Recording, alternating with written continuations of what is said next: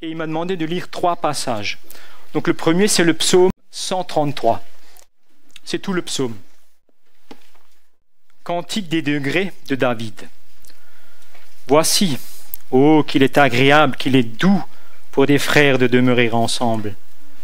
C'est comme l'huile précieuse qui, répandue sur la tête, descend sur la barbe d'Aaron, qui descend sur le bord de ses vêtements. C'est comme la rosée de l'Hermon qui descend sur les montagnes de Sion, car c'est là que l'Éternel envoie la bénédiction, la vie pour l'éternité. Un deuxième passage dans Malachie, donc c'est juste un peu plus loin, au chapitre 3 et le verset 16. Malachie 3, verset 16. Alors ceux qui craignent l'Éternel se parlèrent l'un à l'autre. L'Éternel fut attentif et il écouta. Et un livre de souvenirs fut écrit devant lui pour ceux qui craignent l'Éternel et qui honorent son nom.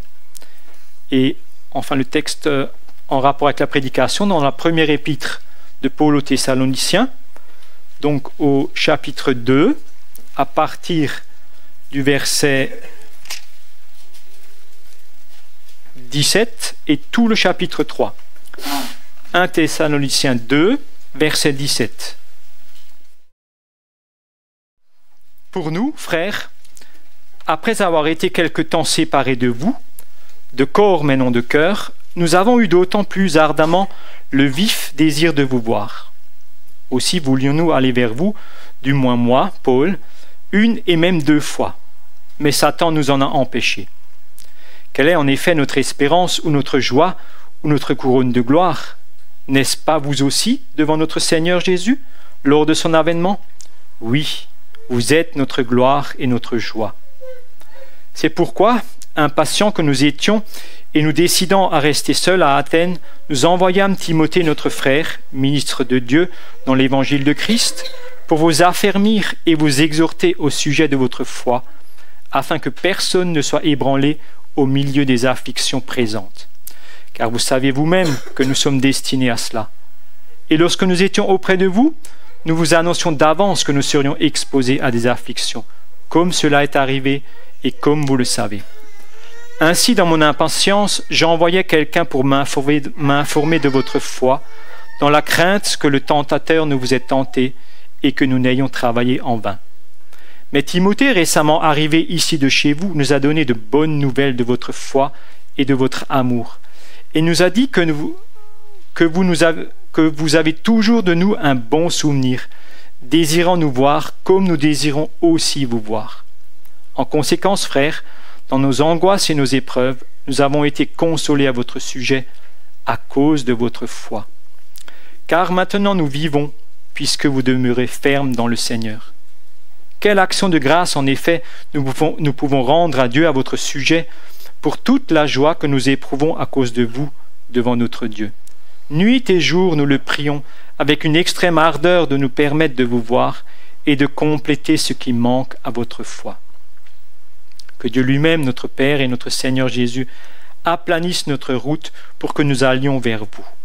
Et que le Seigneur fasse croître et abonder l'amour que vous avez les uns pour les autres et pour tous à l'exemple de celui que nous avons pour vous. Qu'il affermisse vos cœurs pour qu'ils soient irréprochables dans la sainteté devant Dieu notre Père, lors de l'avènement de notre Seigneur Jésus, avec tous ses saints. Prions.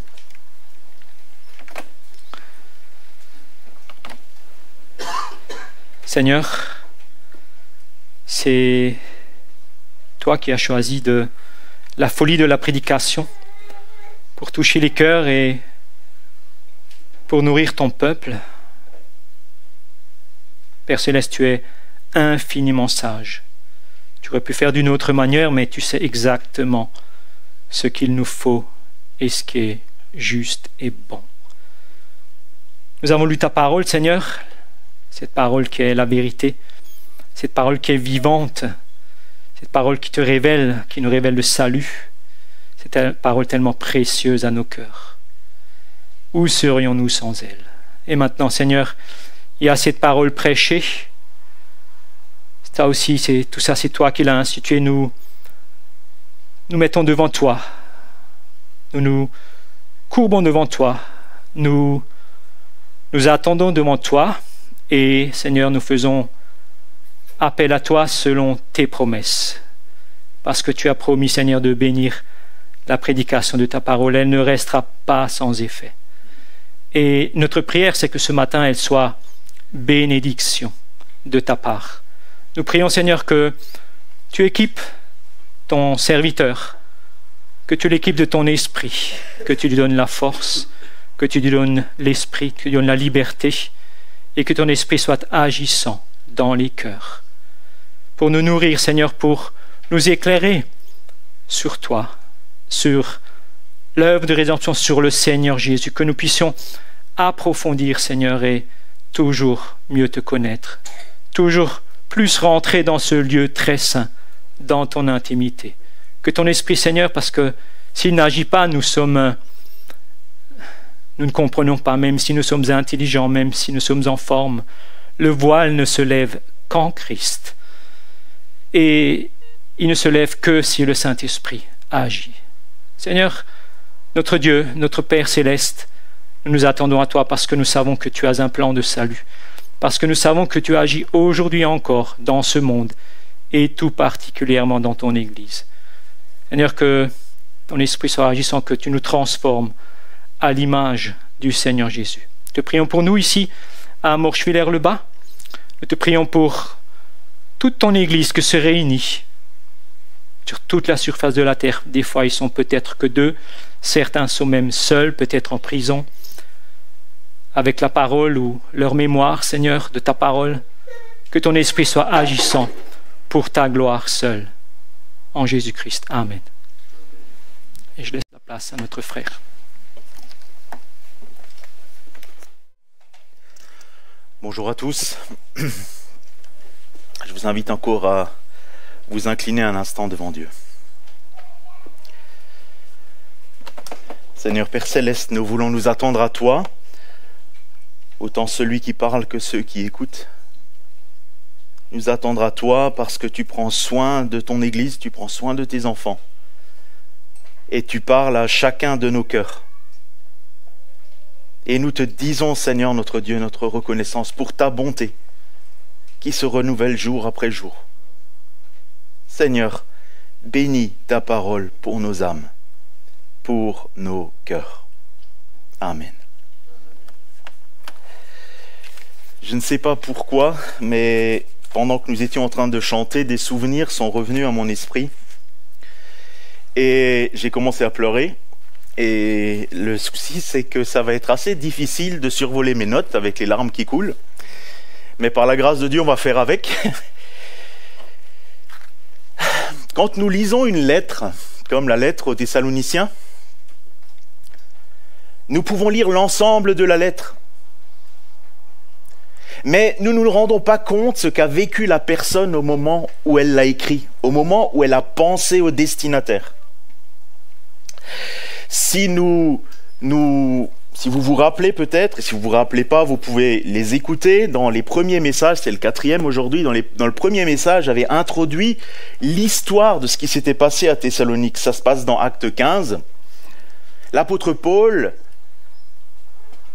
parcourt des centaines, des milliers de kilomètres et parle ville après ville, là où le Seigneur lui donne la possibilité de parler de l'Évangile. Et le voilà qui arrive dans cette ville, chapitre 15, verset 30, il arrive à... Je raconte des bêtises. Chapitre 17, pardon. Il arrive à Thessalonique et il reste 3 sabbats, 3 semaines à Thessalonique. Pendant ces 3 semaines, le Seigneur lui permet de parler de l'Évangile aux auditeurs qui sont présents. Et on apprend quelques-uns, verset 4, quelques-uns d'entre eux furent persuadés et se joignirent à Paul et à Silas, ainsi qu'une grande multitude de Grecs craignant d'eux et beaucoup de femmes de qualité. Et dès que cela est passé, terminé, on apprend dans notre texte, dans Acte 17, que la persécution commence. Et Paul doit partir. Et il doit laisser ses frères à Thessalonique dans cet état de persécution. Il fuit à Bérée. Les persécuteurs vont à Bérée 70 km à pied. Et de Bérée, après, on l'emmène, enfin, ils partent pour Athènes 400 km. Et dans sa tête, vous vous imaginez, il pense à ces quelques personnes, à ces femmes de qualité, à ces Grecs qui se sont tournés vers l'Évangile. Il pense à eux. Il leur a parlé 3 semaines. Et nous ne nous rendons pas compte, mais des mois sont passés avant qu'il envoie cette lettre. Beaucoup de mois. Il va certainement écrire cette lettre alors qu'il se trouve à Corinthe. Et il n'a pas de nouvelles, il n'a pas de nouvelles, il n'a pas de nouvelles. Que se passe-t-il pour mes pauvres frères, mes chers frères thessaloniciens? Il leur a annoncé l'évangile, il leur a rappelé que Dieu, dans sa grâce, a envoyé son Fils unique, le Seigneur Jésus-Christ. Nous l'avons rappelé ce matin dans nos prières. L'homme est perdu et déchu par nature. Nous avons hérité ce péché en Adam. Mais Dieu a trouvé bon, il a trouvé juste, il a trouvé saint d'envoyer son Fils unique pour nous racheter. Nous ne méritons rien d'autre que la colère de Dieu et son courroux. Nous méritons d'aller en enfer. Ça, c'est la réalité. C'est juste que Dieu soit en colère. Et donc c'est une folie incroyable que ce Dieu qui aurait pu tout simplement balayer la terre ait voulu nous sauver. Qu'il a envoyé Jésus-Christ son Fils pour payer à la croix, à notre place, le prix de ce péché, l'expiation. Et il s'est passé cet échange incroyable. Christ a pris sur lui notre péché. Christ a pris sur lui ton péché, mon frère, ma sœur. Et aujourd'hui, Dieu te voit juste à cause de la justice de Christ, pas parce que nous sommes meilleurs que les autres, pas parce que nous avons des capacités. Il nous voit juste. L'apôtre Paul leur a parlé de cela. Ils ont été touchés, ils se sont tournés vers Christ, mais il a dû partir. Et le voilà, loin, sans nouvelles, pendant des mois. Ce que nous savons, c'est qu'il a prié pour eux. Mais il était réellement concerné par ce qui s'est passé dans cette église, par ses chers frères et sœurs. Il les porte dans son cœur.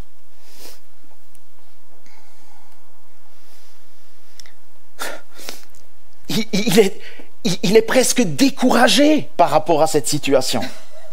Il sait que Dieu prend soin de ses enfants, de son Église. Il l'aime.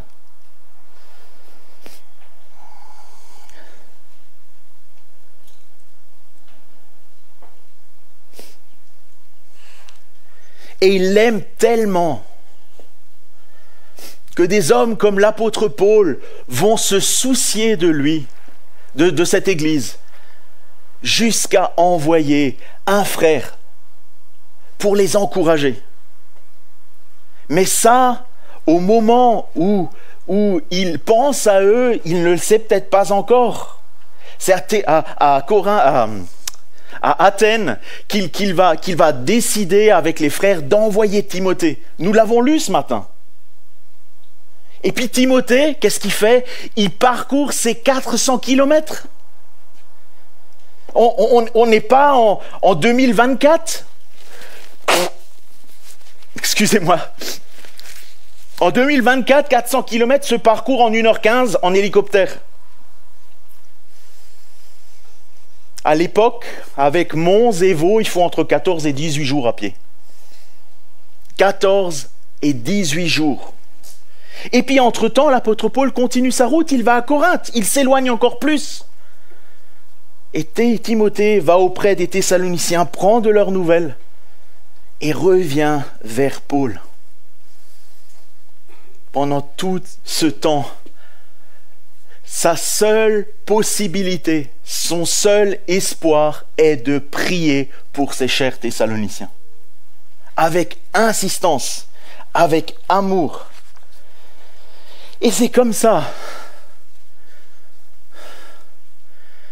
qu'il a pensé à les encourager en leur envoyant Timothée.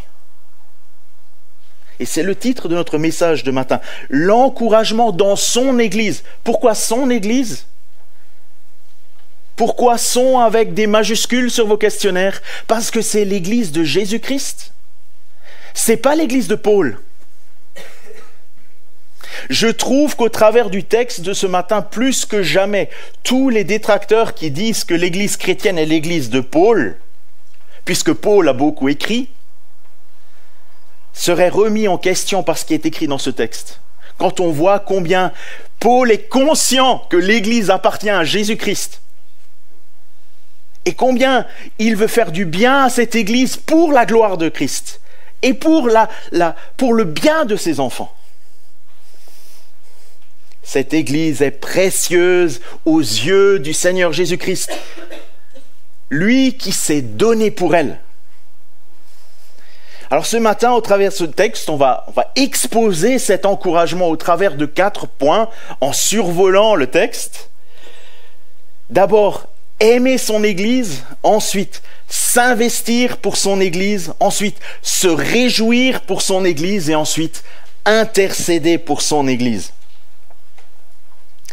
4 actions pratiques que chaque chrétien peut faire pour l'Église.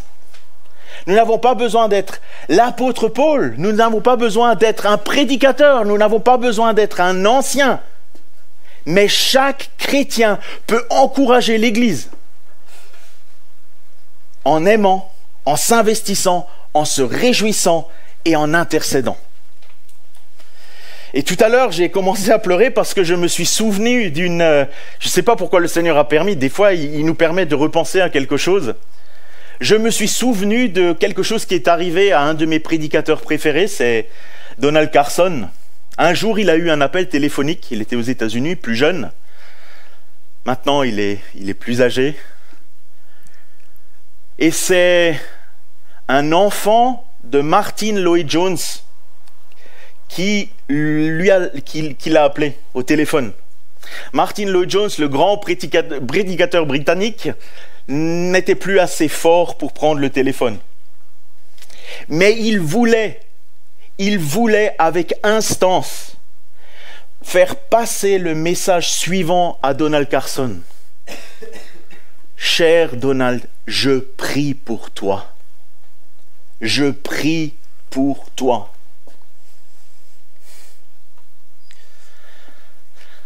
C'est beau. C'est quelques mots. Je prie pour toi. Et ça sous-entend quoi ? Ça sous-entend que ce vieil homme, dans son lit de mort, on va dire, avait une pensée particulière pour un autre homme de l'Église. Pour l'Église.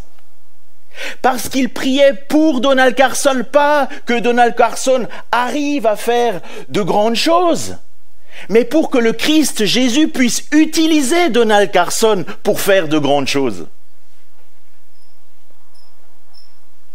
Et c'est comme ça que ça se passe dans l'Église. Et vous savez ce que cela fait ressortir ?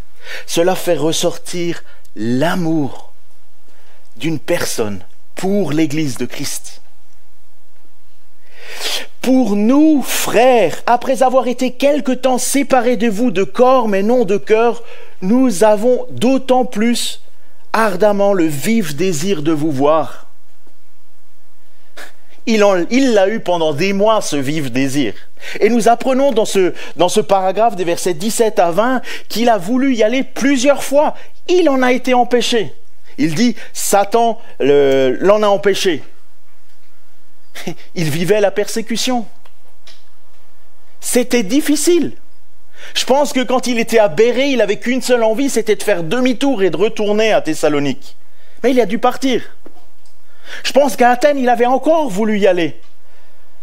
Mais le champ missionnaire était là. Il fallait continuer. Le voilà qui se soucie pour ses chers Thessaloniciens. Et pourquoi ça arrive?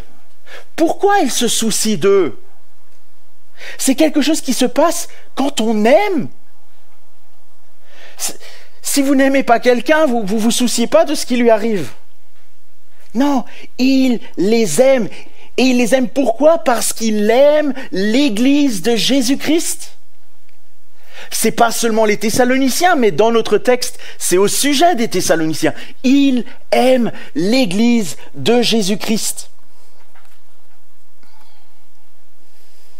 Et c'est intéressant la manière dont il présente cette Église dans ce court paragraphe. J'ai l'impression qu'il parle comme un père qui va présenter sa fille en mariage à un prince. Hein, il va parler de l'Église pour la gloire devant le Christ qui revient. Hein? Quelle est en effet notre espérance ou notre joie ou notre couronne de gloire? N'est-ce pas vous aussi devant notre Seigneur Jésus lors de son avènement? Oui, vous êtes notre gloire, notre joie. Imaginez un papa qui emmène sa fille devant un prince. Cher prince, voilà ma fille. Et nous savons que Dieu ne regarde pas comme regardent les hommes. C'est vrai, le papa peut être fier, si elle est jolie, c'est vrai. Mais qu'est-ce qui importe dans la foi? Qu'est-ce qui importe? C'est le cœur. C'est le cœur qui importe. Le cœur. Sa personnalité. Ce qu'elle fait pour le Seigneur. Sa bonté, sa douceur, son amour, sa gentillesse. Voilà ce qui rend fier devant Dieu. Fier d'aimer le Seigneur en aimant l'Église.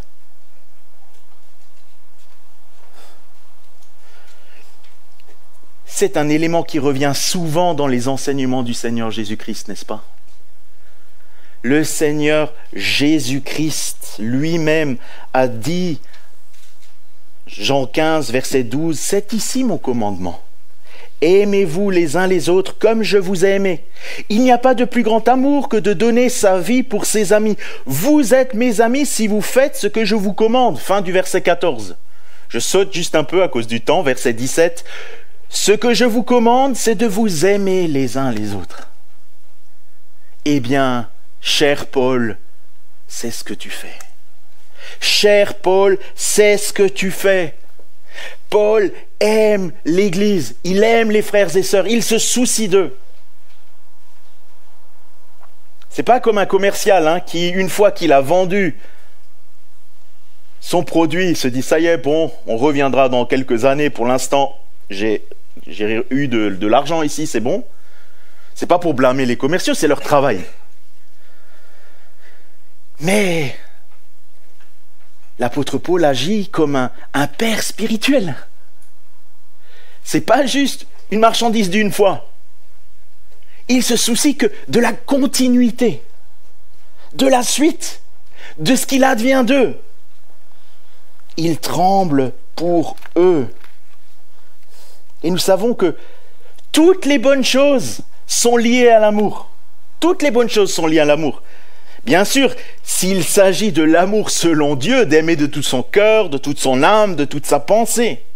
Et ceci doit nous encourager à aimer l'Église. Aimer l'Église comme Paul. Notre Église locale, l'Église universelle, les autres Églises. Pensez aux frères et aux sœurs dans les champs de mission. Que le Seigneur les soutienne, qu'il les encourage, qui leur fasse du bien pour qu'ils puissent continuer à annoncer l'évangile. Pourquoi? Pour la gloire de Dieu. Parce que c'est ce qui sera beau devant Dieu. Quand le Seigneur reviendra et que tous les élus se tourneront vers lui. Voilà une grâce. Voilà quelque chose de réjouissant. C'est un défi pour nous d'aimer. Parce que le monde actuel nous occupe l'esprit trop. Nous occupe trop l'esprit. Le travail nous occupe trop l'esprit. Et nous courons derrière des choses qui n'ont pas d'importance. Et actuellement, c'est très difficile pour moi. J'ai une grande charge de travail. Et en préparant ce message, vous savez qu'en préparant un message, la première personne à qui l'on parle, c'est nous-mêmes. Le monde est fou. Aimer l'Église, c'est aimer ce qui est précieux aux yeux de Christ. Et chaque chrétien doit porter cela. Lawrence Purcell Jacks a dit « Personne ne comprendra ce que vous voulez dire en affirmant que Dieu est amour, à moins que vous ne le démontriez également par vos actes. Si vous n'aimez pas, comment voulez-vous qu'on sache ce qu'est aimer ?» C'est notre façon d'aimer qui est un exemple. Alors, nous avons vu qu'il faut aimer son Église. Et nous allons voir maintenant qu'il faut s'investir pour son Église. Versets 1 à 5. « C'est pourquoi, impatients que nous étions, et nous décidant à rester seuls à Athènes, nous envoyâmes Timothée, notre frère, ministre de Dieu dans l'évangile de Christ, pour vous affermir et vous exhorter au sujet de votre foi, afin que personne ne soit ébranlé au milieu des afflictions. »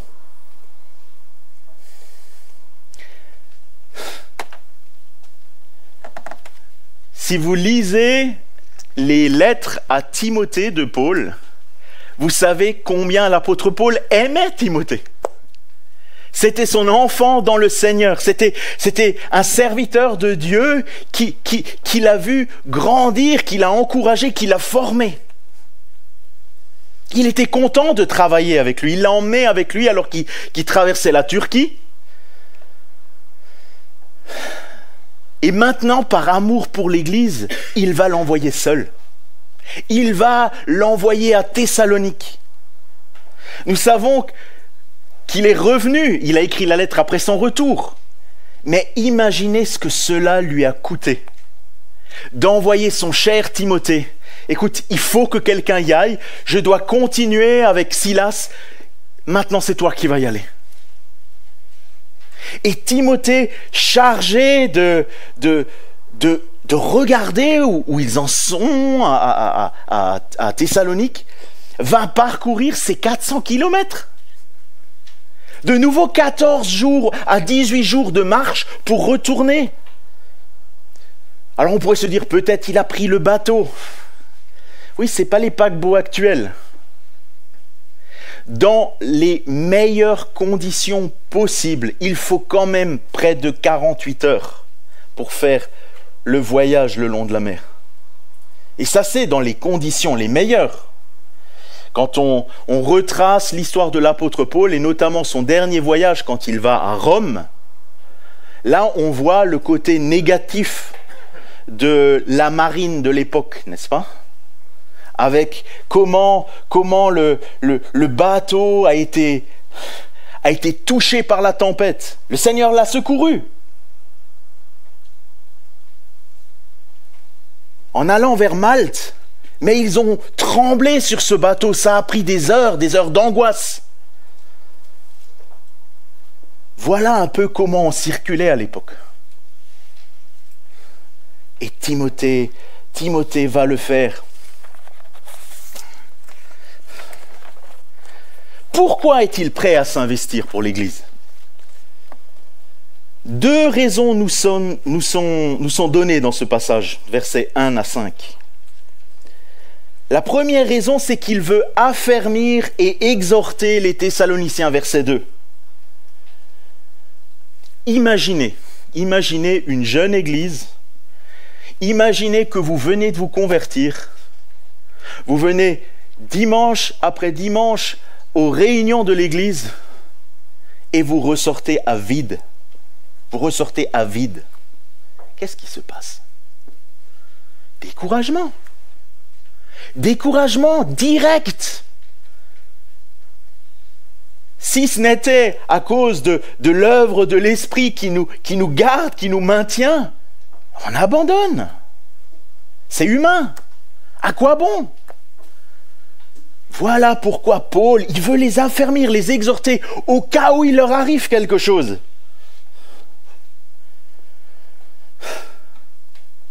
Il est resté que 3 semaines à Thessalonique. Il y a encore beaucoup de choses à dire.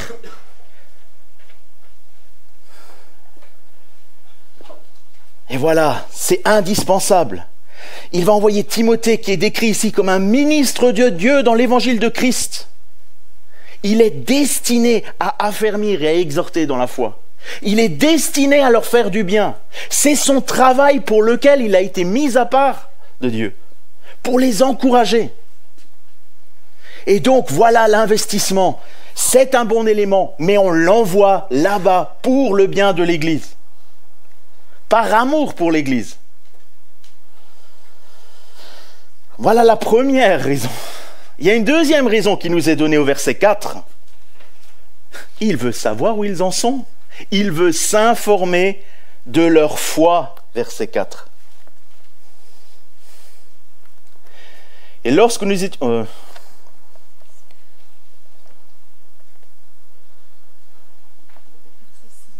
verset 5, merci. Je me suis décalé. Ainsi, dans mon impatience, j'envoyais quelqu'un pour m'informer de votre foi.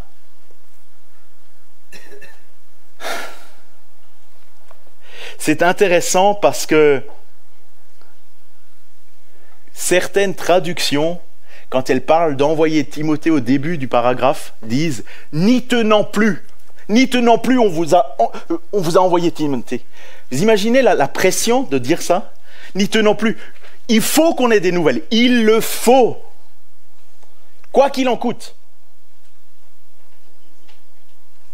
Voilà pourquoi il s'investit. Il a investi au travers de Timothée. Voilà pourquoi il envoie son poulain. Son jeune frère en Christ. Hein, il dira à Timothée que personne ne méprise ta jeunesse. Il était jeune. Mais il fallait que quelqu'un y aille.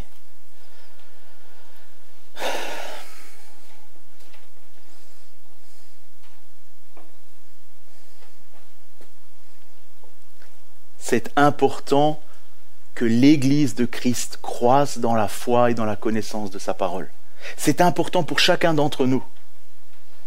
Et c'est pour cela que Dieu utilise la folie de la prédication, utilise sa parole. C'est pour cela que nous faisons tout ça.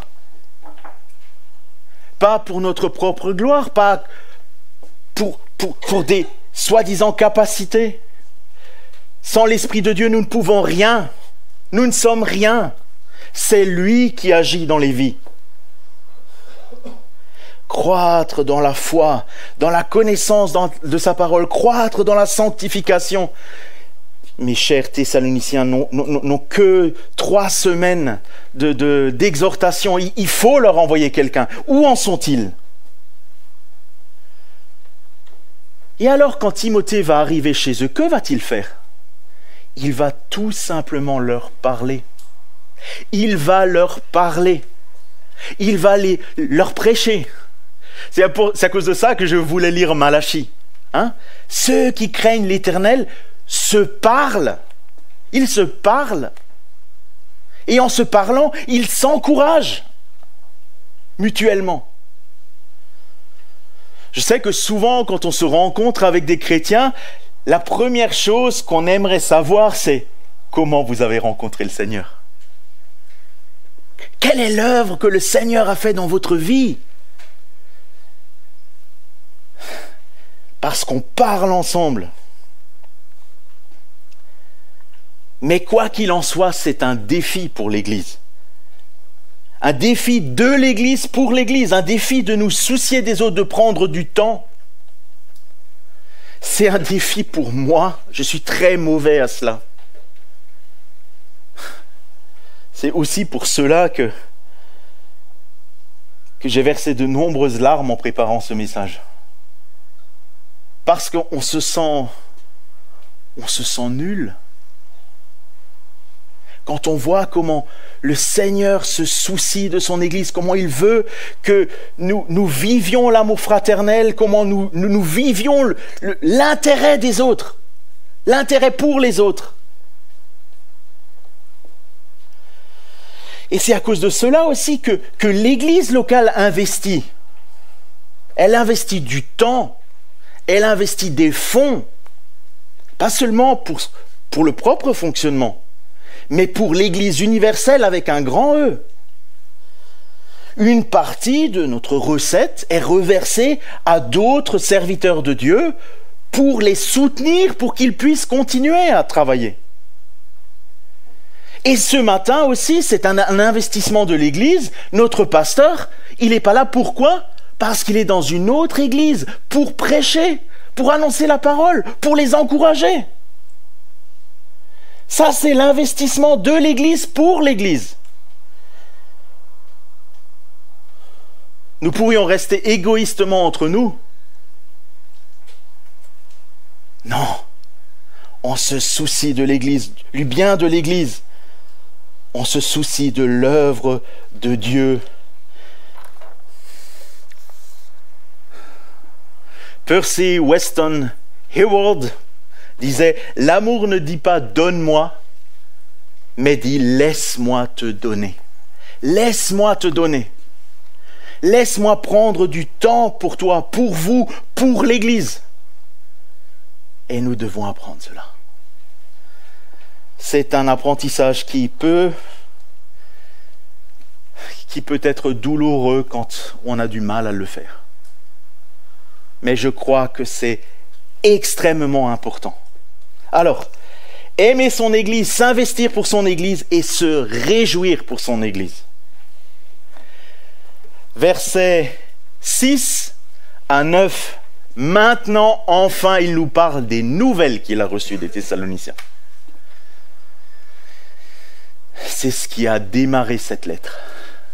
C'est ce qui a démarré. Maintenant, il peut leur écrire. Il sait où ils en sont. Maintenant, la lettre va partir, elle aussi, comme un encouragement. Il ne va pas chez eux en personne, mais sa lettre sera lue. Et elle sera lue non seulement à Thessalonique, mais encore dans d'autres églises. Parce que c'est comme ça que ça fonctionne avec la parole de Dieu. La parole de Dieu est lue.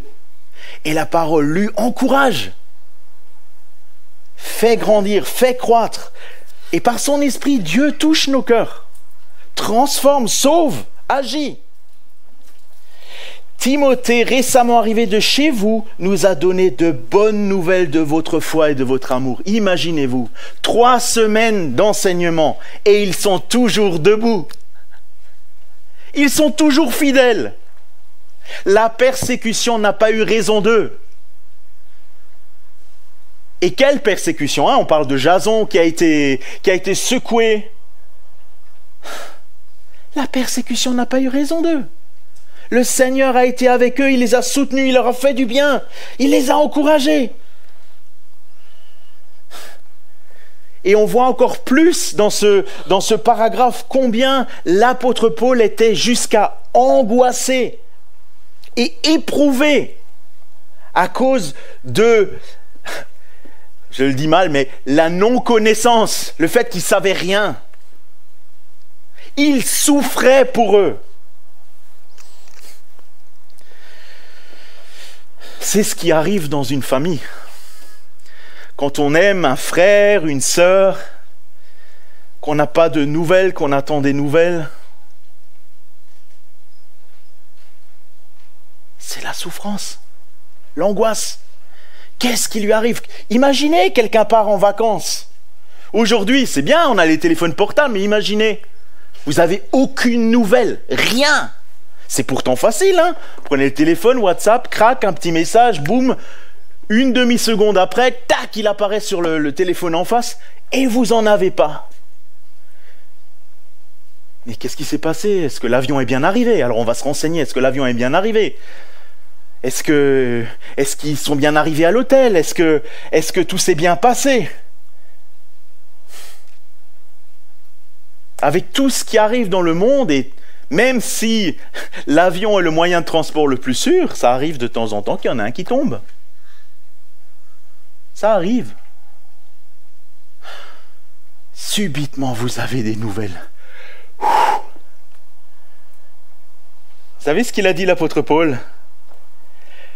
Maintenant nous vivons. Aujourd'hui on dirait maintenant on respire de nouveau. C'est notre façon française de le dire, la même chose. Maintenant on respire, maintenant. Ah, on sait, ils sont bien arrivés. Le voyage s'est bien passé, hein?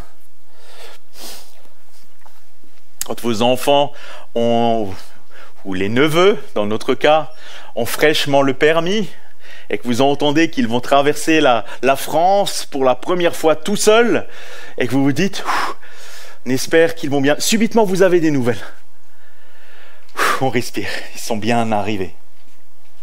Et là, l'apôtre Paul peut respirer, parce qu'ils sont demeurés fermes dans le Seigneur. Ils sont restés accrochés.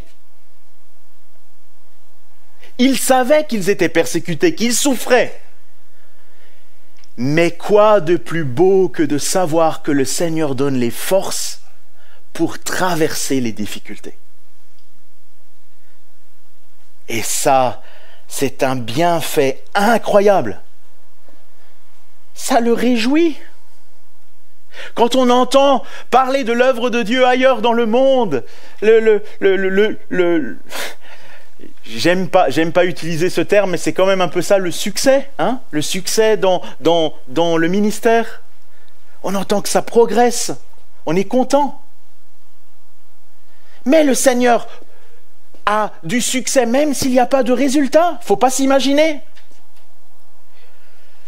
Le fameux Donald Carson avait parlé d'un des premiers missionnaires qui allait dans le Maghreb au début du siècle.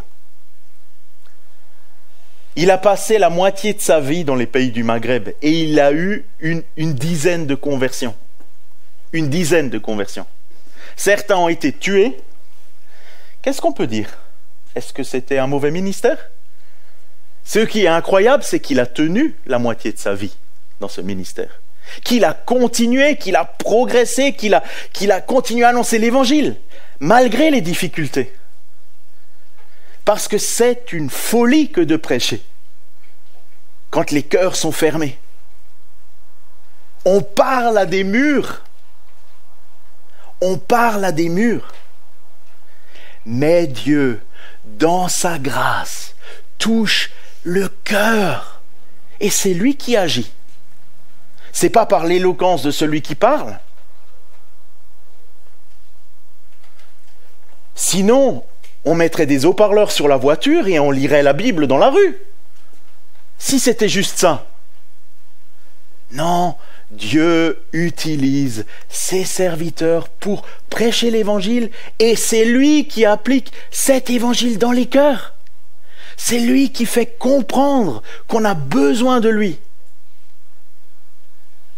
Ah, quelle joie de savoir qu'il le fait et quelle joie de savoir que l'Église progresse, qu'elle se maintient.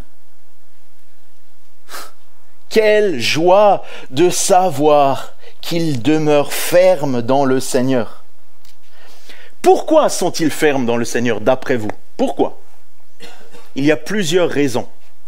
Mais une des raisons, donc on a parlé de l'action du Saint-Esprit dans leur vie, mais il y a une autre raison très importante. Et cette autre raison, c'est la prière. Déjà la prière de l'apôtre Paul, on y reviendra tout à l'heure dans le 4e point. Déjà la prière de l'apôtre Paul, du groupe missionnaire qui est passé par là, ils sont importants à leurs yeux, ils prient pour eux. Mais Paul, Silas ont été envoyés par une autre église, si vous vous souvenez, par l'église d'Antioche. Ils sont passés à Jérusalem et ont parlé de leur ministère. Et l'église de Jérusalem a prié pour eux aussi. Vous pensez qu'ils se sont arrêtés? Vous pensez qu'ils ont arrêté de prier pour eux à Antioche et Jérusalem?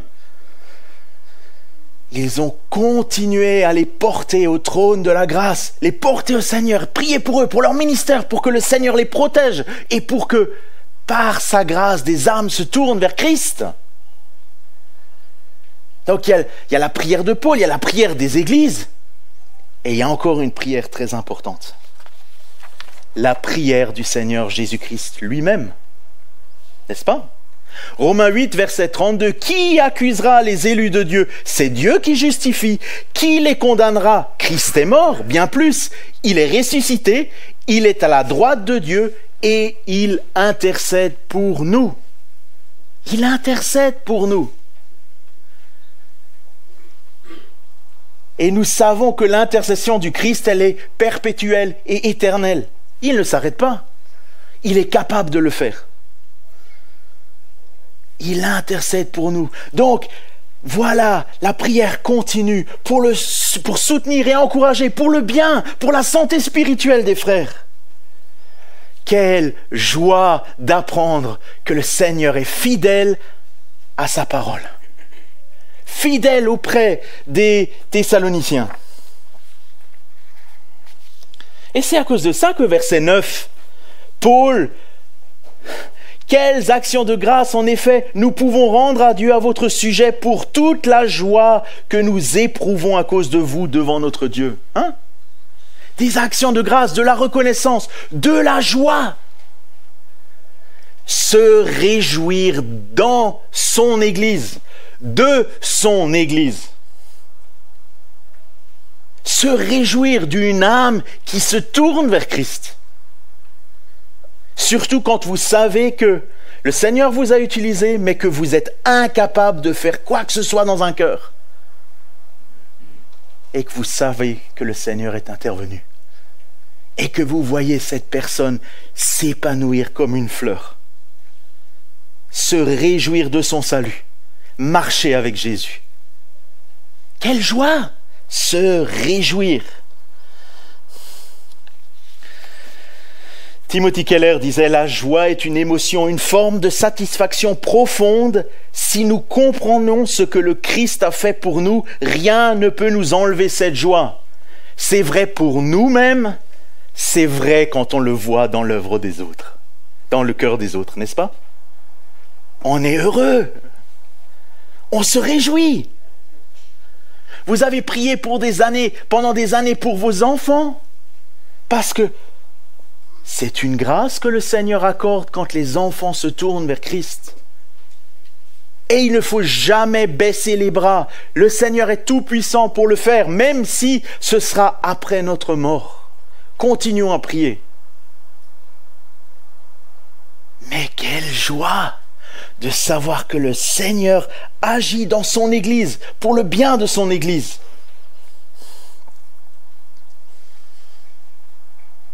Et je crois que c'est important de le dire. Je me réjouis de ce que le Seigneur fait dans son Église. À mon sujet, à ton sujet. Au sujet des autres églises. Quand on entend qu'il y a du progrès, que malgré les difficultés, ça avance. Parce que la vie chrétienne n'est pas que rose, on le sait. Il y a des moments difficiles. Et la maison de l'Évangile a passé certaines années par des moments très difficiles. Et quand on voit comment le Seigneur a été fidèle et comment c'est continué, qu'est-ce qui se passe? On est reconnaissant, on est joyeux. Oh Seigneur, quelle joie! Exprimons-lui notre reconnaissance. Donc il y a aimer son Église, s'investir pour son Église, se réjouir pour son Église et maintenant intercéder pour son Église. Des versets 11 jusqu'à la fin du chapitre. Que Dieu lui-même, notre Père et notre Seigneur Jésus-Christ, aplanisse notre route pour que nous allions vers vous et que le Seigneur fasse croître et abonder l'amour que vous avez les uns pour les autres et pour tous, à l'exemple de celui que nous avons pour vous.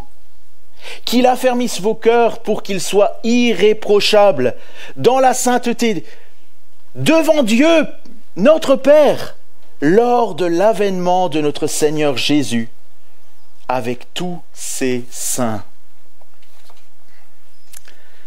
Maintenant, Paul redouble de joie à prier pour eux. Et ce qui est incroyable, c'est que verset 10, j'ai sauté le verset 10, « Nuit et jour, nous le prions avec une extrême ardeur de nous permettre de vous voir. » Nuit et jour. Ça veut dire quoi quand il dit nuit et jour? Ça veut dire qu'il ne dort pas? Non, c'est pas ce que ça veut dire. Mais ça veut dire qu'ils sont constamment dans son esprit. Il pense constamment à eux. Comme c'est ce qui se passe souvent quand on est fiancé. Quand on est fiancé, on pense tout le temps à notre fiancé. Tout le temps. Tout le temps. Et c'est comme ça qu'il faut penser aux choses de Dieu. C'est comme ça qu'il faut penser à l'Église de Dieu, à l'intervention de Dieu. Prier pour que Dieu continue à œuvrer dans l'Église. À chaque instant. Dans la vie des frères et sœurs, dans la vie des enfants, dans la vie des parents. Sur le champ de mission.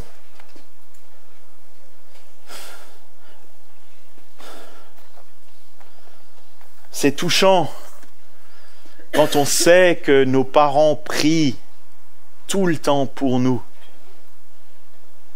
Et c'était l'attitude de Paul pour l'Église. L'attitude d'un père spirituel qui aimait. Il intercédait, il les met devant le Seigneur, non seulement pour aller les voir, mais pour leur croissance spirituelle. Il veut leur sanctification, leur progrès. Il veut qu'ils aient une foi solide, ancrée en Christ, un amour pour les autres, comme le Seigneur le demande, un amour fraternel. Il veut qu'ils imitent l'amour que les disciples ont eu pour eux.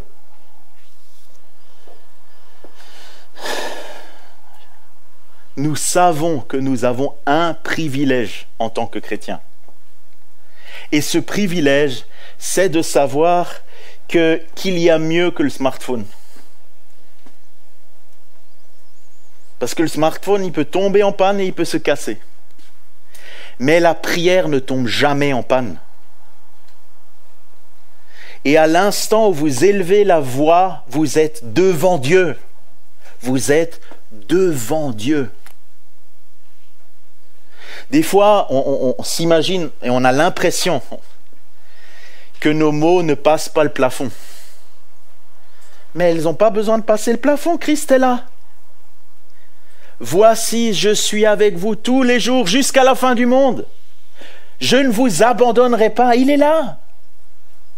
Il entend nos prières, nos supplications. Il entend notre intercession.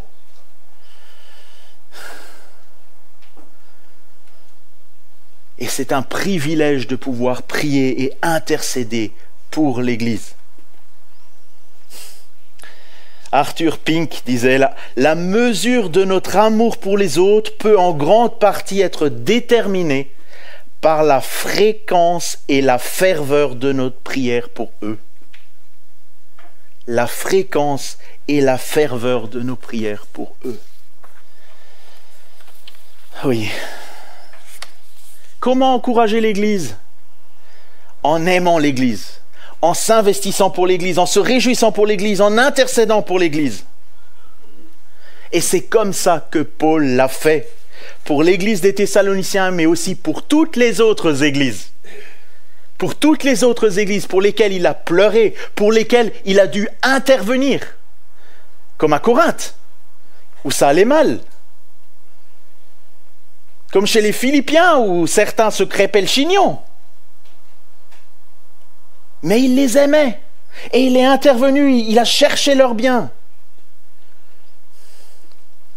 L'Église de Jésus-Christ est la famille céleste que le Christ s'est acquise au prix de son sang en la sauvant par son sacrifice à la croix. Nous faisons partie de l'Église de Christ. Nous sommes précieux à ses yeux. Il nous aime. Nous l'avons encore lu ce matin dans Deutéronome. Nous faisons partie de ce peuple qu'il s'est mis à part. C'est pas beau ça? C'est beau d'aimer. C'est beau de se sentir aimé. Se sentir aimé par le Christ, se sentir aimé par les frères et sœurs. C'est beau. C'est donc le moteur qui doit nous conduire à encourager son Église, à nous encourager les uns les autres. Alors, que faire? Déjà, aimer en aimant son Église, en se souciant de l'Église. Comme je le disais tantôt, si on n'aime pas, on ne se soucie pas. Aimer l'Église, c'est quelque chose que nous pouvons faire, c'est pas compliqué. De se renseigner, de parler avec les autres, de lire les lettres de nouvelles, les magazines des écoles bibliques, pourquoi pas? On apprend l'œuvre du Christ, ce que son Église accomplit, c'est beau. Donc en aimant son Église, en nous investissant pour son Église, en nous mettant avec ce que nous sommes et ce que nous pouvons faire au service de Christ dans l'Église. Je ne sais peut-être pas parler, mais je sais tondre le gazon. Je ne sais peut-être pas parler, mais je sais écrire des lettres. Je ne sais peut-être pas parler, mais je sais prier pour les autres. Je ne sais peut-être pas parler, mais je peux partager un peu de mes biens pour l'Église.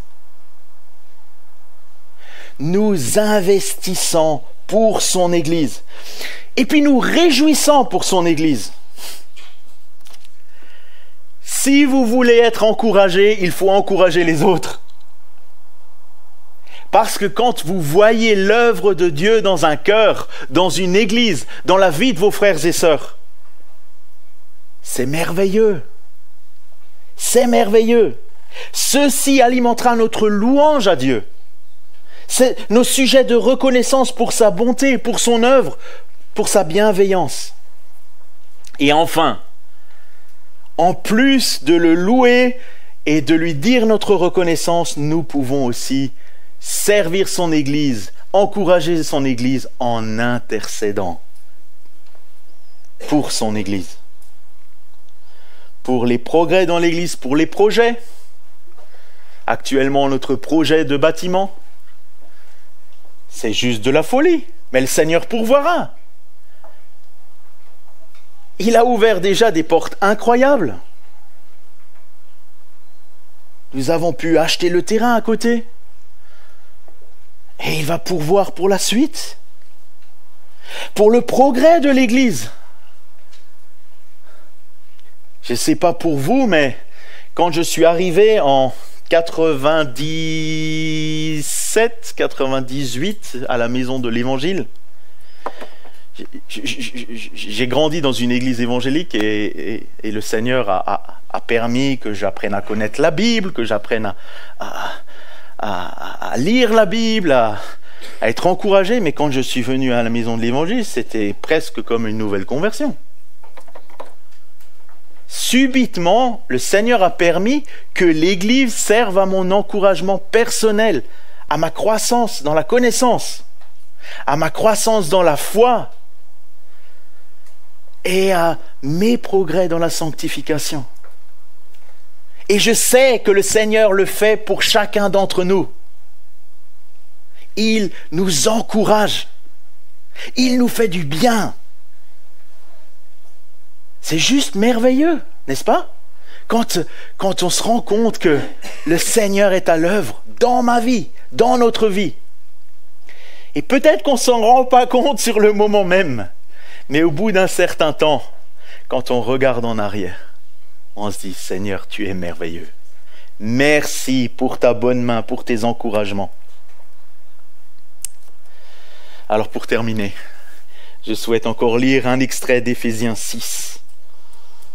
L'apôtre Paul encourage les Éphésiens en leur disant, chapitre 6, verset 18. « Faites en tout temps par l'Esprit toutes sortes de prières et de supplications. Veillez à cela avec une entière persévérance et priez pour tous les saints.